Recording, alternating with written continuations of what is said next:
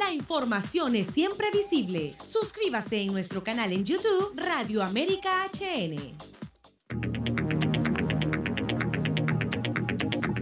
Saludos amigos, muy buenas tardes. Gracias por sintonizarnos aquí en Radio América en el programa Doble Vía. Y gracias a todos los que siempre se suman al Facebook Live, que les gusta ver la imagen de la radio. Así es que nos pueden seguir aquí en el Facebook Live de Radio América, los que gustan, en nuestra cuenta personal, @RodolfoColindresErazo. Con todo gusto, pues ahí mantenerlos como un contacto permanente, comunicación con nuestros oyentes. @RodolfoColindresErazo. Estamos en el Facebook también de Radio América. Ahí nos pueden seguir.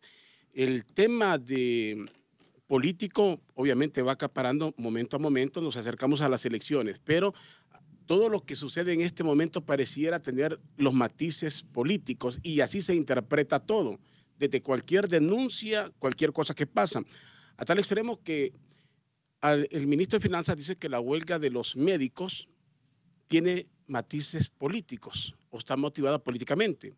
Si esto es así, vamos a interpretar entonces que todos los médicos son antipresidente. Así habría que interpretarlo, porque si asumimos los médicos, estamos hablando de gente que tiene un nivel educativo superior. Y no sé si se van a dejar utilizar por alguien en particular que los esté utilizando políticamente. Entonces, si es de matices políticos, entonces todos los médicos estarían en contra del gobierno de la República o del candidato del gobierno, que es el presidente Juan Orlando Hernández. No sabemos hasta dónde, desde dónde viene la petición, desde cuándo esto se viene hablando, pero desemboca de esta forma, se hace un stand-by. Aquí todo se le está haciendo, poniendo en pausa mientras pasan las elecciones. Pareciera que entonces después del 26 vamos a un detonante. Destápese todo, quitémosle la pausa a todo, quitémosle la pausa al incremento de los combustibles, quitémosle la pausa a todo y vivamos la realidad. Ese es el mensaje. De momento todo en pausa hasta después de las elecciones. Entonces, ¿a qué vamos después de las elecciones? Preguntémonos eso. Y el otro punto es cuando se dice que se contrata médicos. La autoridad no ha explicado si esos médicos que los contratan solo son momentáneamente ese alegrón de pobres que solo en el momentito los van a contratar o si ya están contratados de forma definitiva. Y si los que están en huelga o en paro o en asambleas, como le llaman, finalmente es lo mismo, pues si los que están en estos paros ya están oficialmente despedidos o no. Porque para que contraten a otro tiene que estar oficialmente despedido el otro médico o el otro empleado de la salud. ¿Y bajo qué argumento queda despedido? Vamos a otro conflicto, el pago de prestaciones, el pago de cuántas cosas. Porque se ve bien populista esto, decir, se contrata porque el pueblo es primero, siempre se dice, el pueblo siempre debe ser primero, en salud, en educación, el pueblo debe ser primero, pero solo es primero aquí cuando estamos en elecciones, cuando estamos a pocas horas de que la gente tenga que depositar su voto.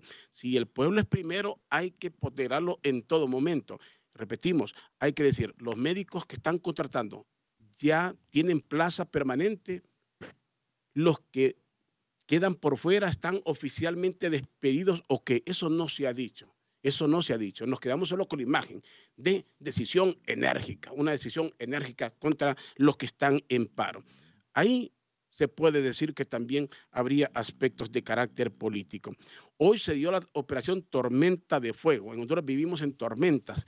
La tormenta del desierto inspiró muchas tormentas y aquí está la de fuego. Hoy atraparon al expresidente del Colegio de Abogados, Olvin Mejía. Se dice que en este mismo paquete estaría el abogado Oscar García, que falleció el fin de semana, es lo que se dice. Y algunos profesionales del derecho han protestado a decir por qué sucede esto a pocas horas de las elecciones. Entonces, le dan también matices políticos. Por eso decimos, si todo el mundo está viendo, porque si estos son conflictos viejos, ¿por qué el detonante se da minutos antes de que se abran las urnas en el país? El detonante de todo esto. Y el otro tema es el de la iglesia, se suman las iglesias. Lo comenté ayer y lo vuelvo a comentar hoy. Ahora dicen que la iglesia católica y la iglesia evangélica y que en unos minutos se van a pronunciar por un desarme. Lo he dicho, hemos pasado elecciones en el país y esto del desarme tiene o no tiene razón de ser, porque en los medios de comunicación, el mensaje que se da y lo que quiere el gobierno, por favor, no vender miedo. El Tribunal Supremo Electoral, no vender miedo. dar tranquilidad para que la gente vaya a las urnas. Cuando las iglesias comienzan a presionar por un desarme, pareciera que están temiendo, pues automáticamente están vendiendo miedo, que en Honduras va a pasar algo.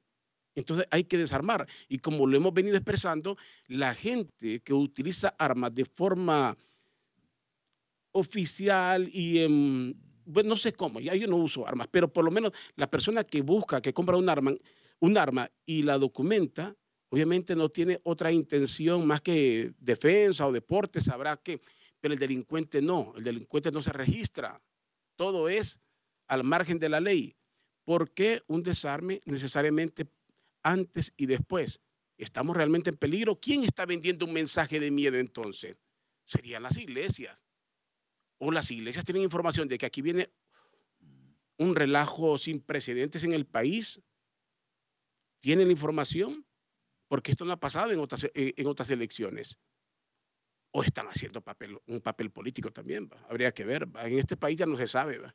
En este país todo el mundo perdió la vergüenza, ¿va? Para hacer política, ¿va? La institucionalidad se perdió de forma generalizada. Bueno, voy a analizar todos estos temas. He invitado hoy al sociólogo y analista Eugenio Sosa para que reflexionemos sobre todos estos temas, considerando que ya estamos en el silencio electoral y hay que tener mucho cuidado porque a las personas correctas sí le pueden aplicar el peso de la ley, a las que no, pues obviamente mantienen el perdón. La ley se vuelve benevolente con algunas personas. ¿Qué tal están? Gracias, licenciado, por estar con nosotros aquí en el programa Doble Vía y lo escuchamos y con la gente que nos sintoniza aquí en el Facebook Live. No, muchas gracias por la invitación, Rodolfo, en este programa de todas estas tardes de la semana.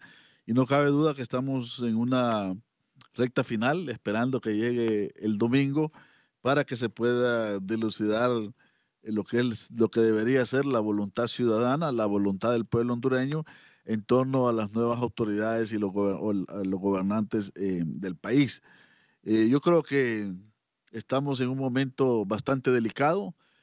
Hay que ser muy responsables. Creo yo que lo que ha hecho la introducción apela también a no solo no meter miedo, sino a la responsabilidad, porque realmente las tergiversaciones y las utilizaciones políticas o las construcciones políticas de campañas reñidas con la ética a veces, o prestarse a actores importantes a determinadas cosas, puede tener costos impredecibles para el país, para la democracia y para el futuro de la hondureñidad.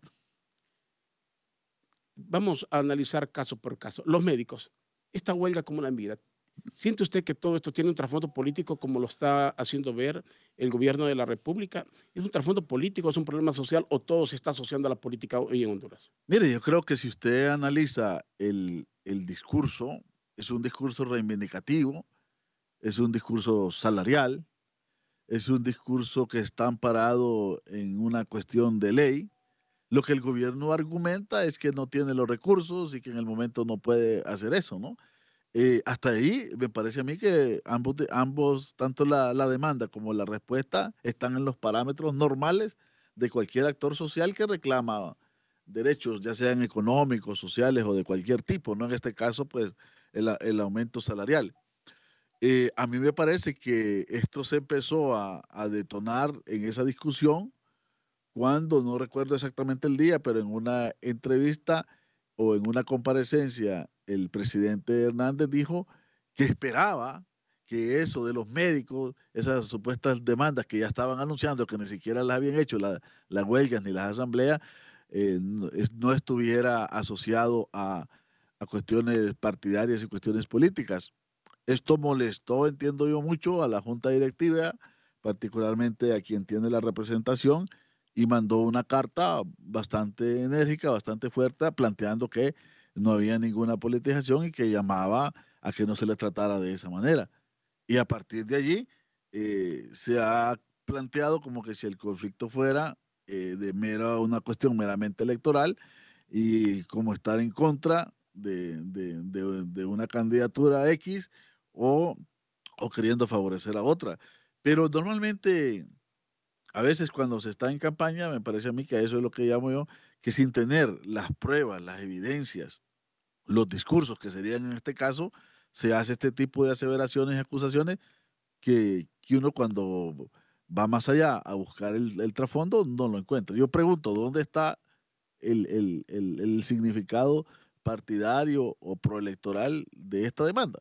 Lo que yo siento es que aquí, como la presidenta del Colegio Médico, obviamente ella milita y participó en una corriente interna del Partido Liberal, pero lo que le estarían diciendo aquí es que es una verdadera líder, ¿va? Porque si ella puede mover a todo el gremio médico a su favor en una causa política, estaría garantizando el voto para un partido determinado. Esa es la interpretación, porque nadie se deja utilizar políticamente. Una persona con un nivel educativo no se deja utilizar Sí, ningún término. claro, pero si usted a cada representante social, cuando dirige una demanda reivindicativa y hace los canales y lo que su gremio le manda, y si usted cada vez le va a andar buscando si participó o si votó por alguien o participó, realmente lo que está haciendo es desconociendo un proceso de demandas totalmente legítimas. En todo caso, ese proceso de demanda tiene toda la necesidad de que sea canalizada por el diálogo o por la institucionalidad y los canales correspondientes. Lastimosamente, yo creo que el gran tema acá es que estamos, como muy bien lo planteaba en la introducción, en una institucionalidad que no se encarga de lo propio, de lo suyo, ¿no? Sino que todo va a dar a una figura presidencial y luego a partir de ahí se terminan haciendo aseveraciones, porque aquí lo que tenemos realmente es una carencia de mediadores. ¿Verdad? En principio, cuando hay una demanda de un sector social, no tiene por qué el presidente tenerse que ver enfrentado a ella. Tiene los ministros, tiene las otras instancias, Exactamente. tiene los asesores, que son los primeros que dan la cara y dicen, bueno, ¿qué es lo que está pasando? Denos tiempo para investigar, denos tiempo para analizar presupuesto, lleguemos a un compás de espera, además estamos en un proceso electoral, pero sí vamos a analizar esto y vamos a tener una respuesta, pero no, entonces la mejor forma es llevarlo a una cuestión política y mediática para poder sumarlo. Yo creo que eso no abona nada a la tranquilidad del país y, y más bien pone en duda un tema que ha estado en el trasfondo de todo este proceso electoral, que es la pregunta si los resultados electorales van a ser verdaderamente respetando la voluntad electoral, respetando el voto ciudadano, y si realmente van a ser resultados transparentes, creíbles y con todas las evidencias de ser los resultados limpios en el país. Yo creo que más bien estas cosas abonan a que ese tema que ya está en discusión, que sí viene de muchas cosas de atrás, se termine complejizando aún más. Bueno, ya les voy a comentar, ya hay un decreto ejecutivo, el PCM 065, el gobierno y todos los entes de seguridad del Estado prohíben la aportación de armas antes, durante y después de las elecciones del próximo 26 de noviembre. Es el comunicado en este momento. Yo creía que esto lo hacía el Congreso de la República, pero ahora es en Consejo de Ministros o aquí en Consejo de Seguridad, ¿cómo le llaman la medida? Entra en vigencia a partir del próximo jueves y culmina el mismo día de la semana, o sea, la próxima semana, una semana completa, previa, posterior a las elecciones. Ya vamos a ahondar un poquito sobre esto con usted, la reflexión. Antes le pregunto, lo que pasó también hoy con la captura de un expresidente del Colegio de Abogados,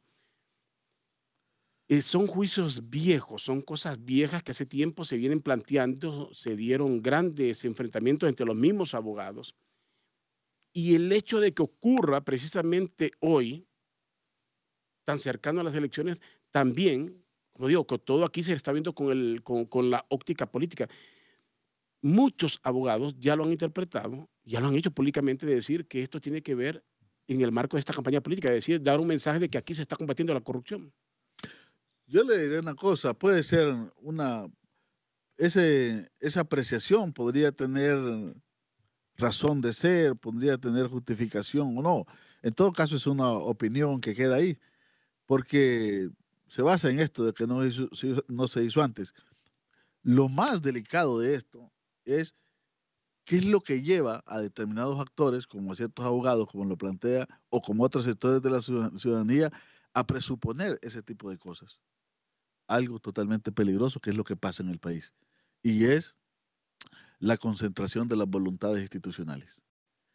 Porque para que eso se maneje, y si pueda llegar a manejar, si fuera cierto, o no también, tiene que ver con la posibilidad de que las instituciones normalmente trabajan mucho sus casos con una línea de por dónde irse. Usted sabe que normalmente Ministerio Público, en términos funcionales, en términos de ley, tiene toda la autonomía Sí. para priorizar los casos y para llevar los casos de acuerdo a un orden de necesidad y de prioridad del país. Ahora, esta sospecha agarra ese tipo de cosas porque normalmente esa autonomía se pone en duda del Ministerio Público y porque esto es mucho más conocido porque el presidente avanzó en determinada control tan grande de que puede permanentemente, siquiera o si lo quisiera, alinear algún tipo de cuestiones. Es como el otro lado, la otra presunción. Se supone que hay algunas personas que ya debieron haber comparecido ante determinados juicios porque han sido mencionados en casos sonados fuera del país, en las extradiciones y todo. Entonces la pregunta es, ¿por qué no? ¿Por qué no? ¿Por qué un caso sí y otros no?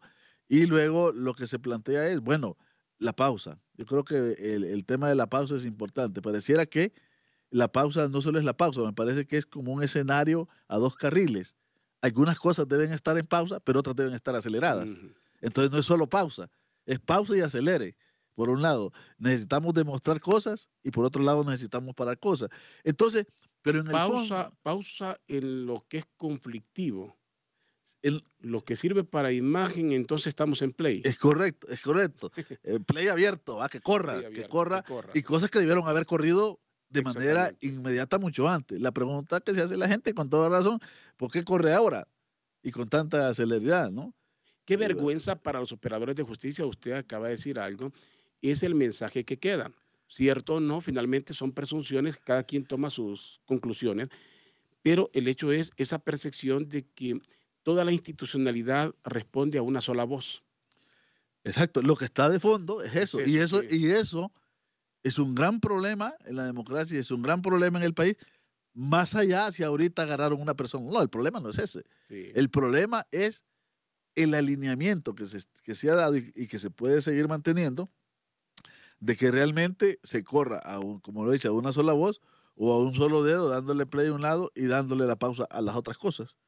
Ese es el problema de fondo. Y normalmente es una institucionalidad que normalmente pues también se queda cómoda. No solo es que lo quiere quien lo ordena, sino que también ellos se quieren cómoda.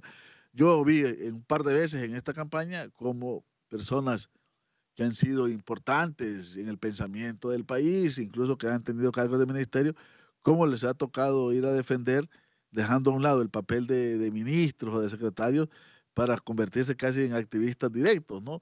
Allí realmente pierden perspectiva, porque no importa que sean del partido, cuando usted tiene un cargo de ministro, tiene que preservarlo y darse cuenta que en ese momento no es activista, ¿verdad? Aquí eso se ha roto, ¿no? Se ha roto y eso también es parte de la institucionalidad. Parecen cosas normales, parecen cosas pequeñas, pero tienen un trasfondo enorme en términos de institucionalidad de derecho, en términos de democracia y en términos de una competencia justa. Porque si no, se van construyendo cosas que no son. Por ejemplo, yo le diría que aquí la gente ha dicho una cuestión que yo el otro día la discutía. Decían, en esta campaña no hubo anuncios. Bueno, un momentito, no hubo anuncios de algunos, pero de otros hubo muchos, Sí, ¿no? sí, sí, sí, Hay que hacer la diferencia, sí. ¿no? O sea, si usted miraba los principales spots, sobre todo televisados, pues eran de 10 a 1, a 2 y a 0, más o menos, ¿no? No, eso no hay que no hay que tener temor de decirlo, porque eso está a la vista, pues. O Sí, sea, entonces, el balance fue, obviamente, para el Partido Nacional, fue sí, el que más publicidad abrumador, consiguió, pues, abrumador. Entonces, ¿por qué? De hecho, el domingo se encadenó muchos canales Por para, eso. Entonces, la gran sí, pregunta era, ¿por qué se llevó en pausa, volviendo a la metáfora que hemos usado, sí.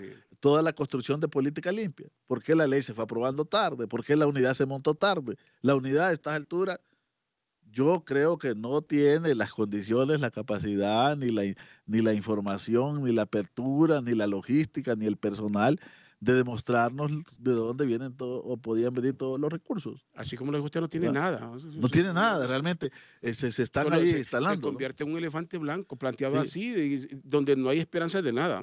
Entonces eso también se llevó de una manera, si no en total pausa, pausada. ¿Por qué se le puso pausa a la ley de colaboración eficaz? Sí, sí, sí. ¿verdad? Y se dijo, no, después de las elecciones, volvemos a la cosa. Entonces, el gran problema también en el país es que ya muchas de esas cosas ya no se esconden para nada. O sea, hemos llegado a un deterioro de los límites de la ética, de la política, que siempre lo debe tener, aunque sea política y tenga otras formas aceptables de la competencia. eh, Eso muchas veces, esos límites están totalmente rotos. ¿Sí? Y ahí tiene que ver, llevan años los organismos de derechos humanos, por lo menos algunos en particular, planteando que Honduras necesita una nueva legislación sobre el tema de armas. Nunca se ha hecho caso. En ningún proceso electoral aquí se ha dicho hay que desarmarse. Ese tema que usted lo tiene más adelante aparece hasta Aquí, ahora. hablemoslo ahorita. Aparece hasta ahora. Solo permítame para que lo desarrollemos. Muy bien, usted lo trae a colación. Acaban de aprobar esto, la prohibición de la aportación de armas, de jueves a jueves, entra en vigencia. Pregunto, cuando los diputados discuten la ley de portación de armas, es que no prevén esto. Es que hay un momento que va a ser peligroso, otro momento que no. ¿Qué se ha aprobado en las leyes en el Congreso de la República?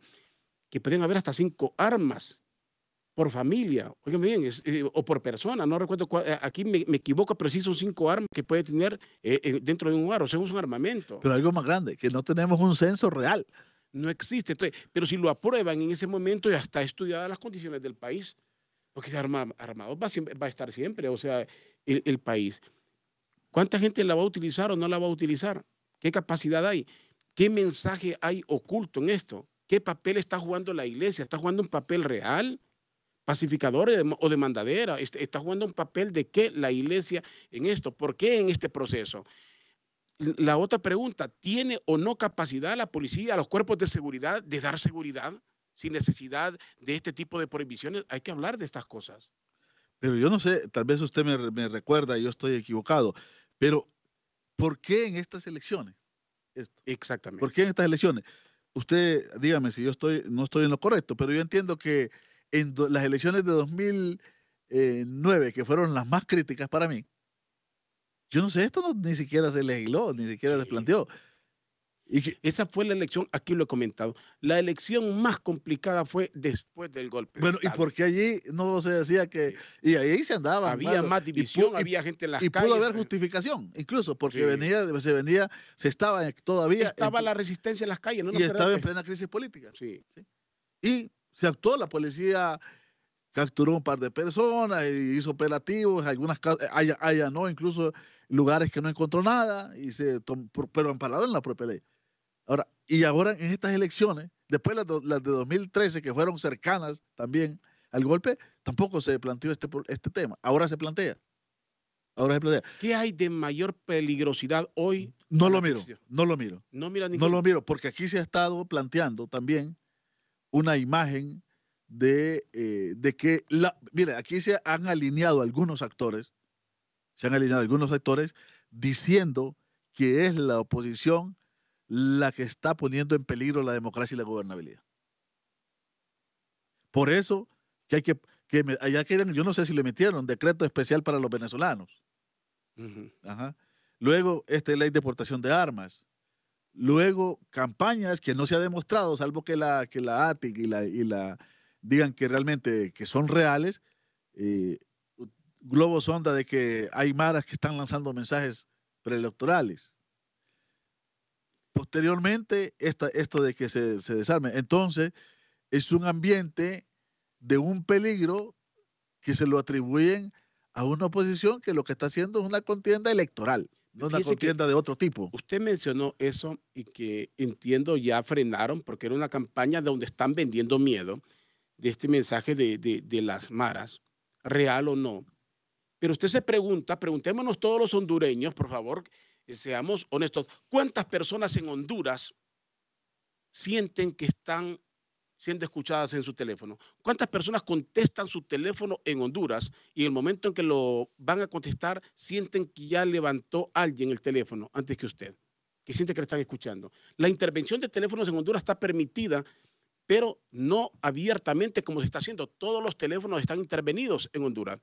Entonces, si todos los teléfonos están intervenidos, si las compañías de celular hicieron supuestamente un censo para vender un chip, hay cuántas cosas, ¿cómo es que no van a dar con quién está haciendo las llamadas?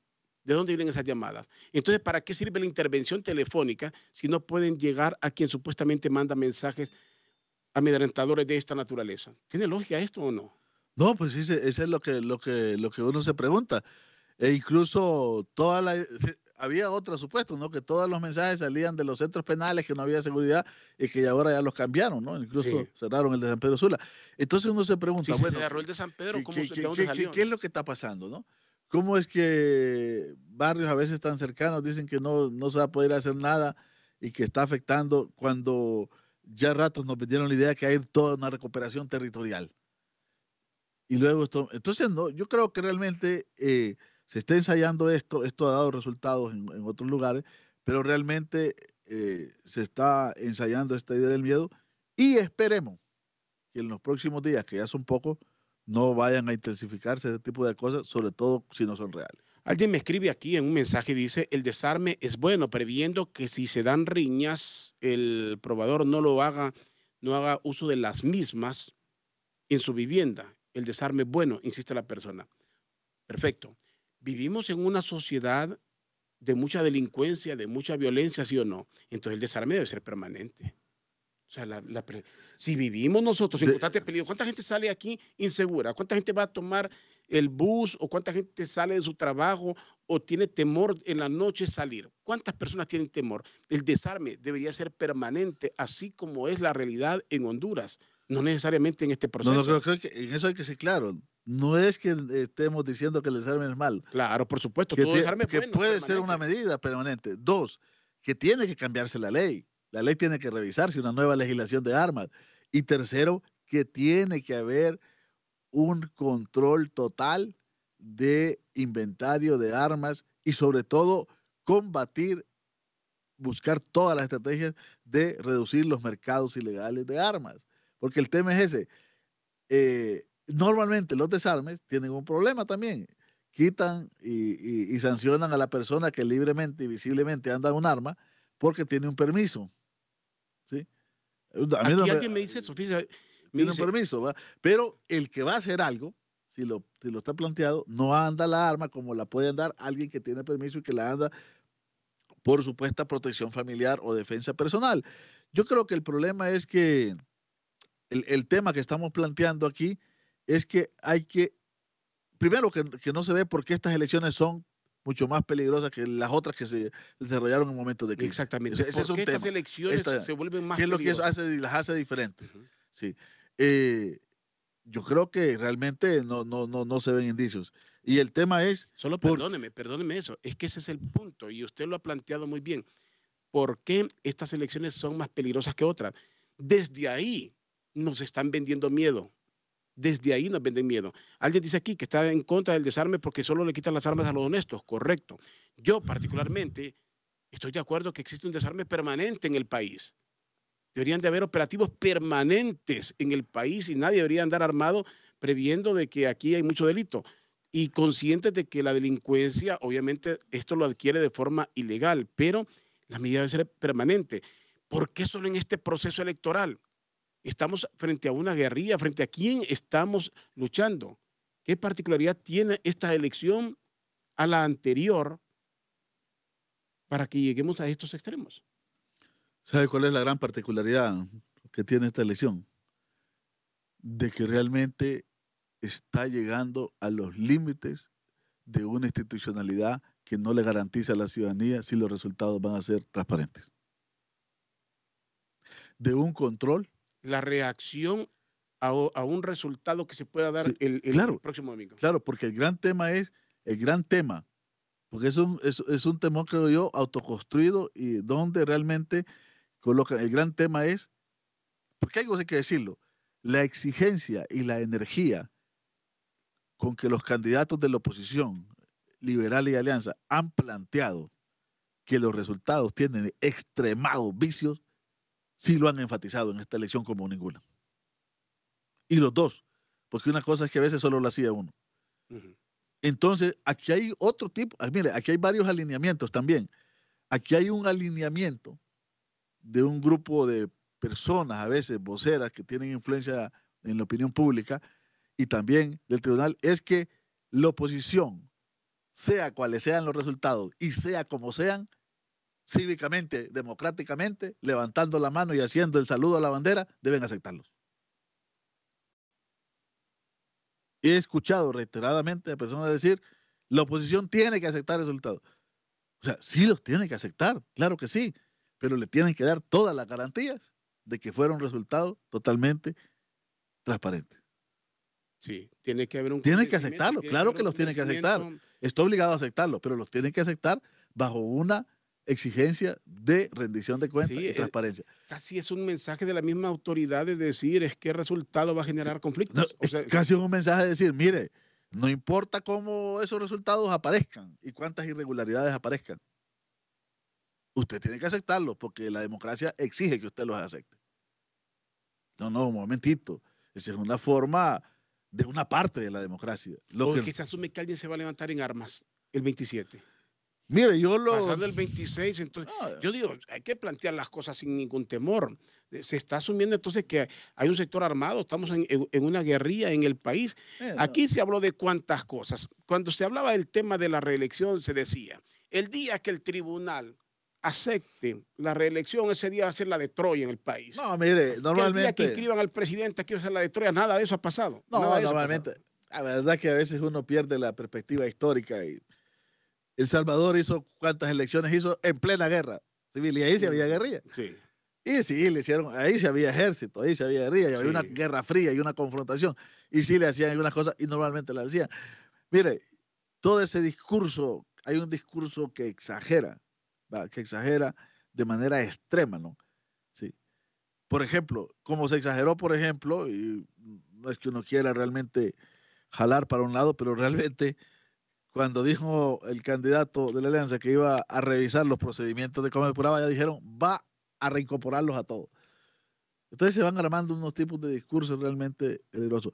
Lo que nosotros estamos llegando al límite, puede ser que estas elecciones no pase nada, pero lo que sí estamos llegando a un límite es que no estamos, algo que no existía en el país, no estamos creyendo en que las elecciones son transparentes y en que los resultados son realmente los que respetan la voluntad ciudadana. Eso es nuestro tema grave. Y por eso estas elecciones están así, porque de alguna manera para la oposición las anteriores quedaron bajo sospecha. Pero el problema no se agota en si son transparentes o no. El problema no termina ahí. Porque digamos que hay errores y un candidato tiene duda. Ese no sería el problema. Porque sencillamente recorre a la institucionalidad por la vía que debe de hacerlo como un camino que tiene derecho. Pero ¿cuál es el problema? Esta misma ciudadanía, esta misma oposición no cree que un fallo de una Corte Suprema va a ser correcto.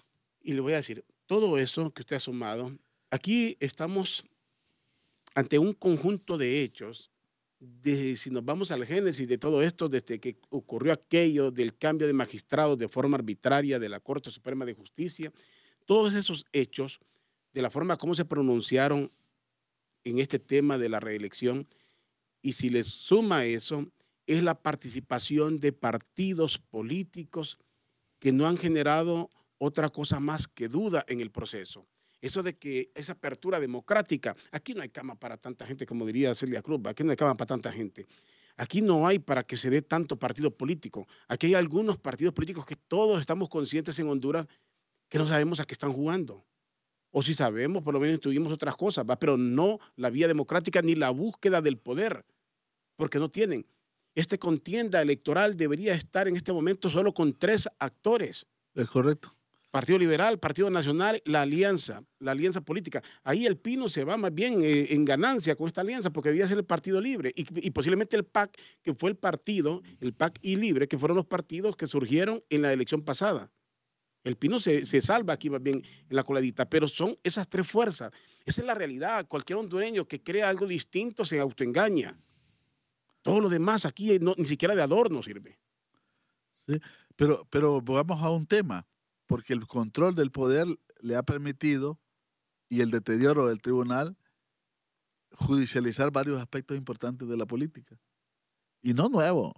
Por lo menos hay 4 o 5 hechos que le dicen que la vía judicial se convierte también en un mecanismo de resolver cosas políticas que tienen que tener resultados políticos. Y esto me refiero a los partidos y al tribunal. Desde que se dio el caso San Luis, Sí, acuerda, ¿se sí. acuerda? Y eso Sí. uno no lo puede olvidar. Una comunidad tan Sí, pequeña, sí, una cosa pequeña. Entonces, el tribunal dijo una cosa y luego la corte San Luis con Mayagua, revivan sí, ese caso y si no lo quieren ahí creer, está, búsquenlo ahí está. donde sea. Sí. Pero antes de eso, Pero imagínense, perdóneme, el licenciado Eugenio Sosa, sociólogo y analista político con nosotros. Ese caso de San Luis que generó tanta discusión y que puso en evidencia tantas cosas, imagínenselo usted nacional, en un problema nacional o una ciudad o dos grande. ciudades como Tegucigalpa y San Pedro Sula, que tienen esa aglomeración de votantes. Imagínense usted ese conflicto en esas Correcto. ciudades. Pero así se resolvió por la vía de un sistema Sí. judicial que realmente no debería llegar hasta allá. El caso que ya se olvidó porque es del mismo partido, pero el caso de la protesta de Ricardo Álvarez, de su petición, famoso voto por voto, ahí Sí. quedó también en una decisión de Poder Judicial. Después, Se autoqueman los sí, políticos, o no analizan lo que viene hacia el futuro. después vino el tema de escribir, y luego lo escribieron. Ahí hubo dos tipos de forma también, como designado sin poderlo ser. Y luego la reelección se vino a sellar ese proceso de estar consultándole a la Corte las cosas esenciales del Congreso en términos de política o del tribunal. Un tribunal que no es supremo. Que es el Supremo, porque no tiene capacidad. Entonces, nosotros no tenemos justicia electoral. No tenemos justicia electoral. Porque el tribunal es un administrador prácticamente y además muy deteriorado. Y cualquier cosa que usted, como ciudadano, o como candidato de una pequeña comunidad, o como candidato nacional, tendría que terminar en manos de la justicia ordinaria, no en manos de la justicia electoral. Y allí sabe cómo operan las cosas ya de otra lógica. Hagámonos una pregunta, porque yo creo que algunos temores de estos que se están generando, porque ese tipo de cosas y esa responsabilidad, ¿qué pasa si los resultados del 26 no llegan a algún porcentaje de distanciamiento significativo? Yo les pongo de ejemplo El Salvador. El Salvador en la elección anterior, Serén ganó con menos del 1%. Y no hubo problema. El tribunal dictaminó, demostró todo. Un triunfo muy ajustado, pero triunfo. Pero la institucionalidad soportó eso. La ciudadanía le creyó. Y los partidos le creyeron. Pongamos eso en nuestro contexto. ¿Se manejaría igual o realmente generaría mucha división en la sociedad hondureña? Interesante. ¿Verdad? ¿Por qué? Porque nuestra institucionalidad, Adolfo, está deteriorada. Deteriorada en su credibilidad ante lo más importante, que es la ciudadanía, que es la que ejerce la voluntad popular. Fíjate que aquí hay una interrogante interesante, ¿verdad? Que dicen que le pregunten, le mandan un saludo y saludos al maestro, dice Sosa, ¿cómo ve las posibilidades para el gobierno que surja de hacer un buen gobierno? Buena pregunta de la persona que nos escucha. ¿Por qué? Porque también entre los mensajes que usted recibe en la calle, la gente que lo quiere convencer, aquí hay gente que lo quiere convencer a un convencido es lo más triste que puede haber, ¿verdad? Sí, porque hay gente que pasa totalmente desinformada, hay gente que se informa. O sea, cuando usted ha vivido tantas experiencias, difícilmente lo van a sorprender, ¿verdad? Tampoco es que uno es infalible a esto, pero el punto es que se ha vendido la imagen también de que vamos a una catástrofe. Si gana fulano, es una catástrofe. Si gana el otro, es estabilidad. Si gana el otro, no. Eso es lo que nos han vendido la idea. O sea, ¿qué quiere usted? ¿Catástrofe O tranquilidad. o tranquilidad? Nos están vendiendo eso. En la elección pasada nos vendieron, ¿qué quiere usted? ¿Socialismo del siglo XXI o quiere democracia? Nos decían democracia entre comillas, ¿verdad? Era socialismo del siglo XXI o derecha o extrema derecha. Esa podría ser la cuestión en aquel momento. Ahora es, ¿qué quiere usted? ¿Desastre porque hay algunos que no tenían capacidad para gobernar o seguridad?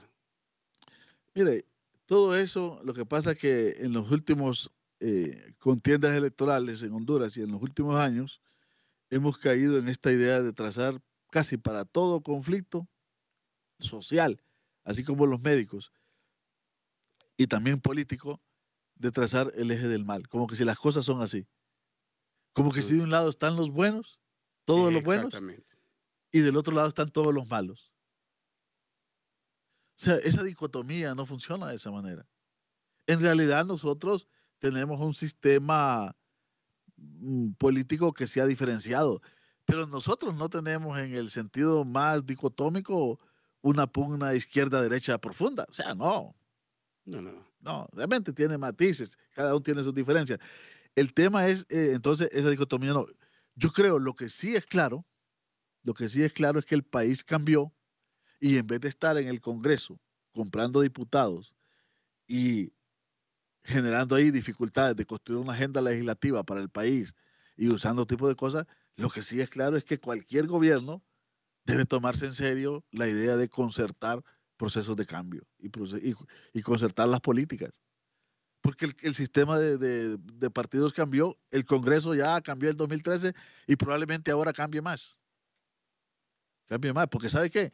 Aquí se va a poner a prueba la cultura ciudadana con esto de si prevalece votos en plancha o prevalece más el voto inteligente legislativo donde selecciona personas buenas, no importa de qué partido sean. Eso va a estar a prueba.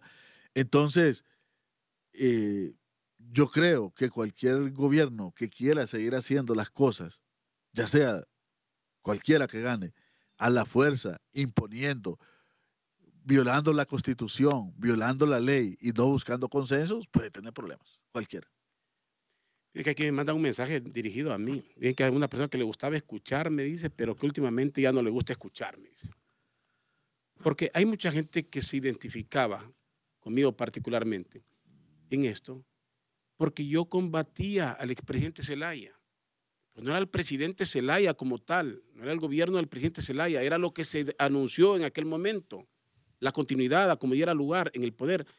A eso nos sumamos muchos hondureños, a no permitir dictaduras en el país, porque eso fue lo que se vendió, eso no se consumó, pero eso fue lo que se vendió en ese momento, que había una intención con aquello de la cuarta urna. ¿De qué estamos hablando el día de hoy? ¿De qué estamos hablando en la actualidad? Mucha gente cambió su opinión. Para muchos, la continuidad del presidente Zelaya era horrible, pésima, pero la de su líder es correcta. No, no, no. Estamos hablando del país, de la constitución es una sola. El país es uno. La dictadura es mal de que venga de donde venga. O sea, si la posición estaba en contra del presidente Zelaya, porque se quería quedar, tendría que estar en contra de otro que se quiera quedar, llámese como se llame, del partido que sea. Ese es mi punto de vista. Los que defendemos. Claro, hay gente que se puso una camiseta blanca por intereses, por moda, porque todos los grupos económicos y todos estaban por ahí, entonces había que quedar bien. Es la gente falsa, es la gente falsa. Algunos no somos falsos. Yo por lo menos siempre he tratado de diferenciar y las posiciones de gobierno siempre son cerradas. Es con nosotros o contra nosotros. Usted puede decir, porque aquí lo hemos dicho, hay cosas que son buenas. Cuando hablábamos del pozo, hablamos de cuántas cosas, pero diga usted que la reelección no es correcta y usted es enemigo público. Y los achichincles y aquellos que viven de la regalía, entonces se suman a hacer barra. Qué triste, ¿no? A mí me da tristeza eso. Y quiero, licenciado Eugenio Sosa, reflexionar de algo sobre este particular. Cuando le piden a usted el voto en línea, yo no estoy en contra del voto en línea porque lo ponga el presidente Hernández, porque lo pida él, que lo pida cualquiera. Yo apelo a la inteligencia del pueblo hondureño. Los hondureños tenemos que ser inteligentes. A usted no le tienen que decir, yo no le puedo decir a usted, mire, dele el voto a fulano, no se lo puedo decir. Eso lo decide usted con su inteligencia, con su análisis. Tampoco yo estoy en contra, les decía hoy a los compañeros, el voto de lástima. ¿Ha escuchado usted el voto de lástima? Yo escucho aquí gente que dice el voto de lástima. Yo voy a votar por fulano, pobrecito. Me cae bien fulano, le voy a dar, fulanita es amiga mía, le voy a dar el voto, pobrecita. No, el voto de lástima no le funciona, no le sirve al país. Usted tiene que votar por gente que pueda dar algo al país. Olvídese del voto de lástima, del voto solidario solo porque es su amigo. No, lleve a gente que verdaderamente haga algo por Honduras o que por lo menos discuta y que pare muchas cosas que se puedan dar en atropellos para la sociedad. No, mire, la verdad que en eso yo coincido. Todo líder político y partido, sobre todo, y cualquier partido político, está en su libertad de pedir plancha total, porque para eso es institución política. Claro, es línea de partido correcta. Es correcta, eso, De eso partido, ¿no? los partidos está bien que lo hagan. Yo creo que donde viene el problema es cuando hay todo un acomodamiento de otro tipo de instituciones. Por ejemplo, los medios tienen que ser más abiertos y decir eso debe ser discutido. Eso deben incentivar a que piense la ciudadanía. Sí, sí, Porque cierra no esta la son red, partidos políticos, los medios no son partidos políticos, son mediadores y generadores de opinión y de información. Ahora, lo que se va a poner a prueba es si ese tipo de discursos funcionan en la cultura ciudadana todavía. Y realmente la ciudadanía produce un Congreso mucho más diverso, porque lo que tiene que aprender la ciudadanía es que los poderes existen en la definición de la República porque son contrapesos y que realmente si un poder está en manos, perdón, no es controlado, sino que más bien eso le hace bien, no tanto, porque hay poderes que son políticos, como el legislativo, y los partidos actúan de manera abierta, para eso está ese poder. Pero la Corte, por ejemplo, no está para eso. La Corte está para impartir justicia de manera totalmente imparcial. Sí. Aun cuando haya tenido, pues siempre puede tener simpatías políticas, pero no debe obedecer línea. Y el Congreso es el gran debate, donde los partidos debaten y también le hacen contrapeso al Ejecutivo. Yo creo que aquí lo que está a prueba es la cultura ciudadana, la reflexión ciudadana y actores sociales y generadores de opinión crítica que invitan a la ciudadanía a que piense su voto. Esa es parte de la libertad que se haga. Pero si no, se malinterpreta y cree que porque le dice a la ciudadanía que piense, es que usted le está diciendo que tiene que votar solo por una Claro. entidad partidaria o solo por unas personas. Creo que los ejemplos van a abundar. Mire usted cuando en el país se ha electo a un fiscal, ¿cómo votan los diputados? ¿Cuál ha sido la historia? Cuando se elige una Corte Suprema de Justicia, hay generalmente en esas discusiones gente extra Congreso que define, Claro. que está negociando, que llegan a un acuerdo y que luego dan la orden en el Congreso. Ya se llegó a un acuerdo, hay que votar por fulano. Ese es el papel que están jugando los diputados hoy en día. Por eso es que tenemos que seleccionar y tener solo marionetas. Gente que esté esperando que le den la orden. Hay que votar por fulano. Ah, ok, ya, vamos. Vos pedís la dispensa. Así es el Congreso. Vos pedís la dispensa de debate, que vayan uno solo y toda la línea es votar por fulanito. Y ahora con el agravante de que hay incentivos. Eso ha salido del mismo Congreso, que hay incentivos económicos para eso. ¿Va a votar usted en línea por eso? Para que se vayan todos esos diputados. ¿Cuántas personas no cuestionaron la forma como se ha electo a cuánta autoridad del país? Si no votamos a conciencia, entonces somos parte de todo esto. No nos quejemos. Sí, no, yo creo que ese es el gran tema. Sin embargo, yo creo que, aunque a veces hay muchas críticas a la juventud, yo creo que hay que analizar todo el comportamiento ciudadano, pero yo creo que hay en construcción una nueva generación de jóvenes que van a votar por segunda vez, por primera vez, que están haciendo rupturas, muchas rupturas, ¿no? Por ejemplo, ya hoy en día no es fácil que un padre le diga a un hijo, tenés que votar de esta manera, como si se hacía antes, ¿no? Y que habían esas líneas tan directas. Yo creo que mucho de eso ha ido cambiando, se ha ido flexibilizando, y eso da posibilidades para que incentivemos a la ciudadanía a que sea mucho más reflexiva, ¿verdad? A que pueda preguntarse realmente qué es lo mejor, a que realmente no se sienta obligado por una línea de tradición, sino que pueda seguirlo siendo si cree que es convencido o moverse a otro lado con toda la libertad que su pensamiento y su reflexión le da.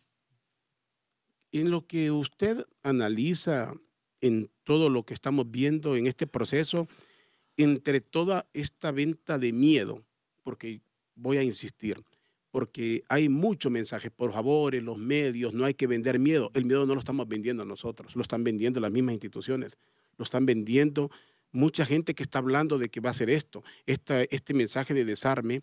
Todo desarme es bueno y debería ser permanente, no solo electoral. Esa venta de miedo se está vendiendo desde el mismo Estado. ¿Usted qué cree? ¿Vamos a un caos o vamos a una situación normal el próximo lunes? No, yo creo que que las elecciones como tal, el domingo van a correr tranquilamente. Yo creo que los resultados, si hay evidencias fuertes de alteraciones, si realmente se mete mano, como se dice, si no se respeta la voluntad popular, probablemente, a diferencia de en otro momento, haya una ciudadanía que ya acumuló mucho malestar y lo que puede tener usted es que salga a hacer reclamos, ¿verdad? Ciudadanos, no necesariamente como se dice, armados, destruyendo cosas, sino... ¿Cómo cayó? Solo perdóneme disculpe que lo interrumpa. Dele. ¿Cómo cayó el presidente Otto Pérez? ¿Por las armas o por una protesta pacífica? La plaza se fue llenando poco a poco. Sí, Para hacer una revolución no se necesitan armas. Correcto. Hoy en día no se necesitan. Y no está, yo creo, y no está, la gran mayoría de la gente no está en ese plano. Sí. O sea, mire, yo creo que la ciudadanía hondureña ha estado en una situación ya de violencia criminal, delictiva, como para querer estar en otro tipo de violencia. Claro. O sea, pero una cosa, aquí hay que hablarlo claro también. Una cosa es que usted le diga a la ciudadanía que hay que votar, y otra cosa es que si la ciudadanía cree que no se ha respetado su voluntad, tiene su derecho a manifestarse. Sí. Porque lo otro, decirle, no importa que su voto se lo hayan llevado para otro lado, o se lo hayan votado y que no se le haya respetado, pero usted tranquilo porque así lo quiere el país, así lo quiere. No, yo creo que esas cosas van a dejar de funcionar. Y yo por eso creo que realmente, como se vaya a hacer, pero si se empieza a ir la energía eléctrica cuando se está haciendo los conteos y otro tipo de cosas que normalmente se han denunciado ya, yo creo que realmente eso puede darle el derecho a la ciudadanía a reclamar. Desde cuenta que nosotros más bien estamos retrocediendo. ¿Usted recuerda las elecciones? Ascona, el presidente, ¿quién siguió después del presidente Ascona? Siguió... Bueno, después de Ascona vino... Beto Reina, no. No, Callejas. No. Porque el Partido Liberal ganó 2 seguidas. Pues sí, la tercera. La tercera... No, después de Ascona vino... No, Suazo. Suazo Córdoba, vino el presidente Ascona y después vino... Callejas, como le digo. Sí. Correcto, sí. Recuerde que Ascona le gana opción B a Callejas, pero Callejas logra la siguiente. Exactamente. ¿Qué es lo que quiero decir con todo esto? ¿Recuerda esas elecciones? ¿Recuerda cuando el abogado Osvaldo Ramos Soto pierde contra el presidente Beto Reina? Total. En pocas horas, aquí no había conflicto, no estábamos en esta incertidumbre hoy en día. El abogado, como a las 10 de la noche, estaba dando su felicitación y aceptando su derrota. Y las anteriores, rápidamente mirábamos todo eso. Hoy, en este tiempo, es cuando más incertidumbre. ¿Por qué ese retroceso? Es la pregunta. ¿Qué generó ese retroceso y esa desconfianza? ¿Será la concentración de poder lo que ha generado? Concentración de poder. No, la institucionalidad tenía todavía, a pesar que era impuesta por partidos, tenía respeto. A pesar que era puesta por partidos, tenía cierto nivel de credibilidad. Y bueno, de alguna u otra manera también el sistema de partidos, de alguna manera, venía funcionando en una lógica era más fácil llegar a acuerdos en el bipartidismo más clásico, tradicional también. Entonces, eso es porque realmente, también las crisis de los partidos empiezan a ser problemas, porque la pregunta es, ¿cuándo esas elecciones tenían mucho más credibilidad que las que tienen hoy? Sí, tenía más credibilidad. O sea, estamos retrocediendo, como usted lo plantea, en un peldaño más básico de la democracia, que son las elecciones. Ahora, ¿cuándo se empieza? Se acabó el cálculo inversionista del poderoso.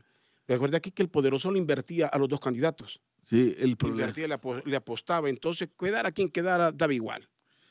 Sí, parece que... Era el activista. Quien lloraba era el activista, pero a nivel superior nadie se molestaba. Parece que ahora se mueven en otra lógica. Pero eso, que había que analizarlo más a fondo, empieza a cambiar en las elecciones de 2005. Primer vez en el proceso electoral desde 1980 que un candidato no reconoce de manera inmediata los resultados. Don Porfirio Lobo Sosa. Sí. Es el primero que se mantiene en Y pausa. que se define en la embajada de los Estados Unidos. Dicen que no, pero Sí, ahí se definió. en espera. Y luego al final él la acepta. Y hay otras anécdotas de que una de las condiciones era que ya no se siguiera contando votos y otro tipo de cosas que puede ser real o no. A partir de ahí nosotros empezamos a tener problemas. ¿Verdad? Sí. Luego porque las elecciones complicadas de 2009, las elecciones de 2013 y estas que tienen ya un acumulado. Porque realmente parece que en el 2005 empieza a haber toda una exigencia de cambio de institucionalidad que no se da, sino que más bien se deteriora y hasta lo que estamos al día de hoy. Y que surgió un grupo que se sale del marco cómodo de una cúpula en el poder. Claro. Y al salirse ese grupo provoca obviamente temor, incertidumbre, y esos grupos tienen la suficiente fuerza para vender miedo. Se me terminó el tiempo, licenciado Eugenio Sosa. Qué lástima. Vamos a ir dialogando y analizando esto posterior a las elecciones. Así que le agradezco mucho, licenciado Eugenio Sosa. No, su invitación. Muchas gracias por su invitación y por estar en este programa importante que usted dirige. Gracias, el licenciado Eugenio Sosa con nosotros en Doble Vía. Gracias a todos por sintonizarnos.